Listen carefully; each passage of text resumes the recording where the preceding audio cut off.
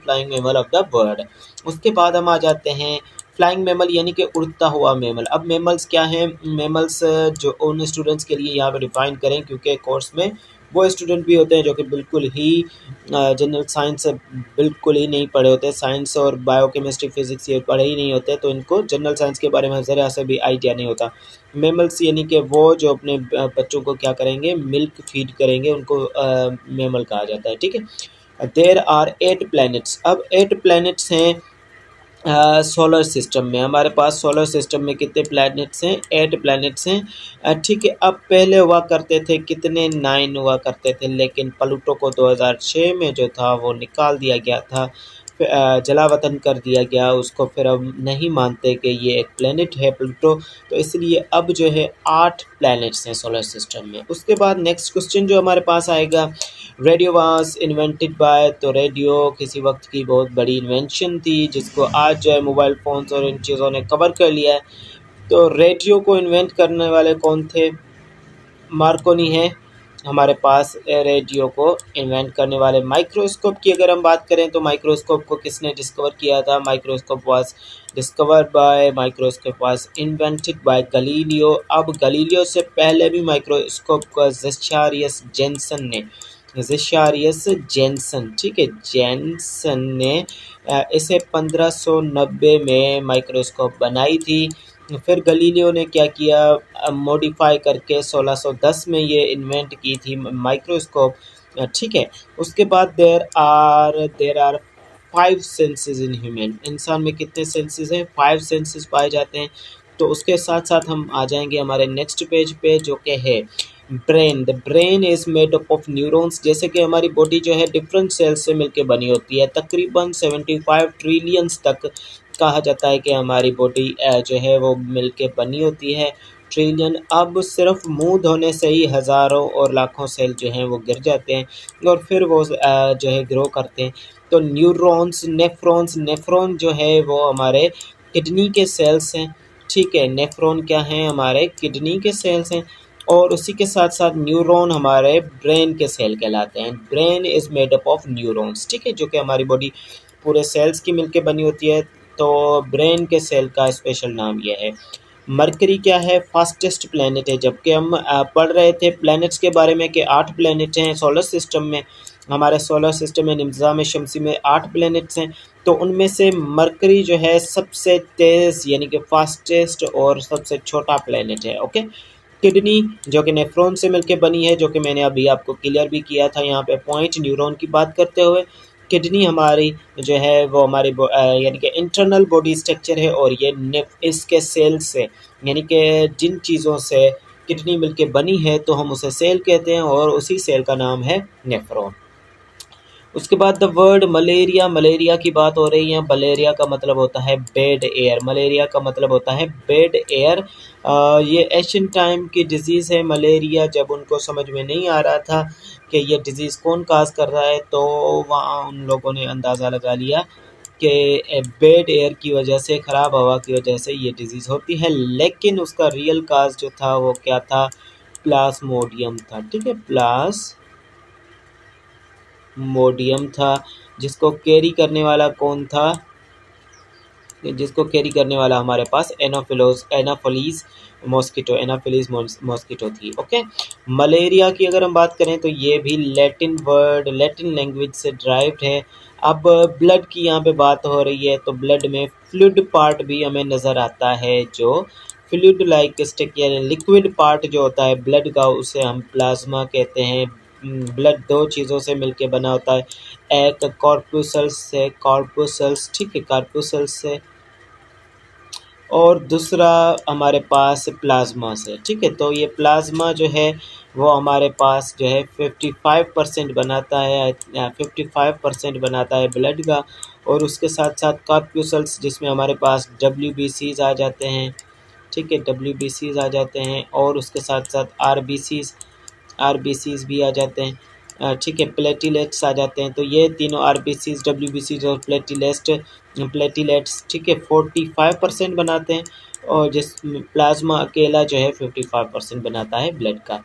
अब gas use in electric bulb, तो electric bulb में काफ़ी सारे, जैसे कि ट्यूबलाइट में नियॉन गैस यूज़ की जाती है, नाइट्रोजन भी यूज़ की जाती है। यहाँ पे अगर इसका आंसर नाइट्रोजन लिखा जाए तो वो भी हम करेक्ट मानेंगे, लेकिन आर्गोन जो है यहाँ पे करेक्ट है, आप चेक भी कर सकते हैं, क्योंकि गूगल पे जो है आप चेक करेंगे तो डिफरेंट जो है एलिमेंट्स मिल सकते हैं, लेकिन मैं आपको कहूँगा कि आप चेक भी कर लें। आर्गोन जो है इसका करेक्ट आंसर है, लेकिन you must check. Okay, basic unit of life की अगर हम बात करें तो cell is the basic unit of life, जिसको डिस्कवर किया गया था 1665 में। इसको रॉबर्ट हुक ने डिस्कवर किया गया था, जिस फिर इसने बताया कि सेल जो है बुनियादी इकाई है ज़िंदगी की। अब हम ज़रा सा इस चीज़ को इरेज करना चाहेंगे, ठीक है। ओके, ये इरेज कर लेते हैं ताकि फिर से लिखें, नोट्स बनाएं तो हमें इजी जो है वो हो सके। ओके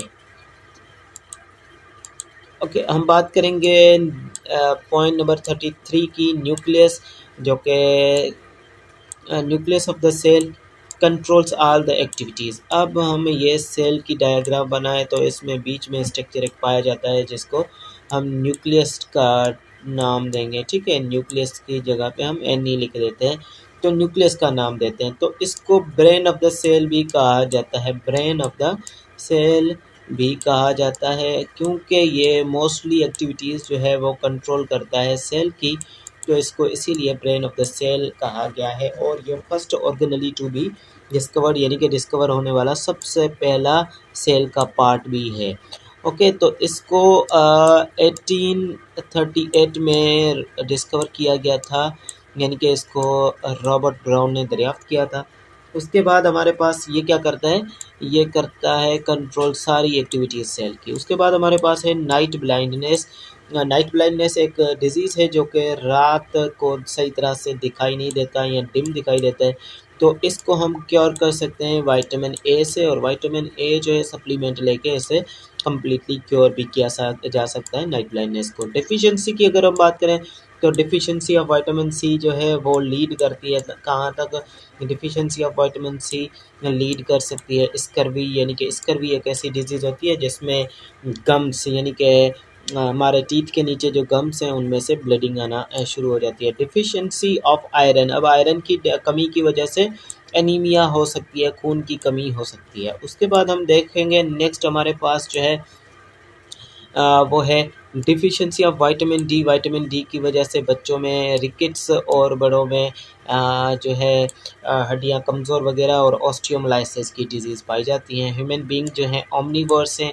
अब खाने के लिहाज से जो हैं कुछ हर्बीवोर्स होते हैं, यानी कि जो डिपेंड करते हैं घास पे, सब्जियों पे भी कह सकते हैं। कुछ जो हैं कार्निवोर्स हैं जो गोश्त पे, और कुछ जो हैं ओमनीवोर्स जो कि सब्ज़ी खोर भी होते हैं और गोश्त खोर भी होते हैं, तो उनको हम ओमनीवोर्स कहेंगे। ओमनीवोर्स क्या करते हैं, प्लांट को भी खाते हैं और एनिमल्स को भी खाते हैं। उसके बाद आ जाती है हमारे पास लाइफ स्पेन किस चीज़ की, आरबीसीज़ की। आरबीसीज़ की फुल फॉर्म होगी रेड ब्लड कार्पुसल्स या फिर रेड ब्लड सेल्स, ठीक है। इनकी जो है 4 माह या फिर 120 दिन इनकी लाइफ स्पेन होती है, ठीक है। उसके बाद ये डिस्ट्रॉय होकर स्प्लिन में जो है दफन हो जाते हैं, फिर ये बाइल के साथ हमारे पास डाइजेस्टिव सिस्टम में जाके वेस्ट हो जाते हैं। ओके, उसके बाद हेल्थी ह्यूमन बॉडी जो है उसके पास 4 से 5 लीटर ब्लड का पाया जाता है। केमिकल फार्मूला अगर बात की जाए टेबल साल्ट की, तो chemical formula of table salt is NaCl। अब टेबल साल्ट के दूसरे भी नाम हैं, इसको कॉमन साल्ट भी कहा जाता है और रॉक साल्ट भी कहा जाता है। उसके बाद हम बात करें स्मॉलेस्ट पार्टिकल। स्मॉलेस्ट पार्टिकल किस चीज़ का, ऑफ मैटर का, तो मैटर के स्मॉलेस्ट पार्टिकल को जो है हम क्या कहेंगे, एटम कहेंगे। उसके बाद मलेरिया। मलेरिया जो है इज़ कास्ड बाय, तो ये मैं ऊपर भी आपको डिस्कस करके बता चुका हूँ कि malaria is caused by plasmodium. प्रेस्ली जो है हमारे पास इसने डिस्कवर किया था ऑक्सीजन गैस को। अब पेंसिलिन क्या है, फर्स्ट एंटीबायोटिक, यानी कि ये antibiotic first antibiotic to be discovered है। सबसे पहली एंटीबायोटिक जो है वो पेंसिलिन थी, इसका डिस्कवर किया गया था फ्लेमिंग ने 1928 में, या फिर आप इसको जो है कंफर्म कर सकते हैं, आई थिंक कि 1940 में इन्हें अवार्ड मिला था मींस के नोबल इनाम नोबेल प्राइज़ मिला था और डिस्कवर जो है वो 1928 में किया गया था। उसके बाद हम बढ़ेंगे नेक्स्ट हमारे पास रेबीज़ वैक्सीन की बात करें तो इसको लुइस पास्चर ने सबसे पहले डिस्कवर किया था। 1 किलोमीटर जो है वो 1000 मीटर्स के बराबर होता है और 1 फुट जो है वो 12 इंचेस के बराबर होता है। सनलाइट जो है हमारे पास कंपोज्ड है 7 कलर्स से। 7 कलर्स से जो है सनलाइट कंपोज़ होती है। तो इसी के साथ मुझे इजाज़त दें और मिलते हैं नेक्स्ट लेक्चर में। टेक केयर एंड अल्लाह हाफ़िज़।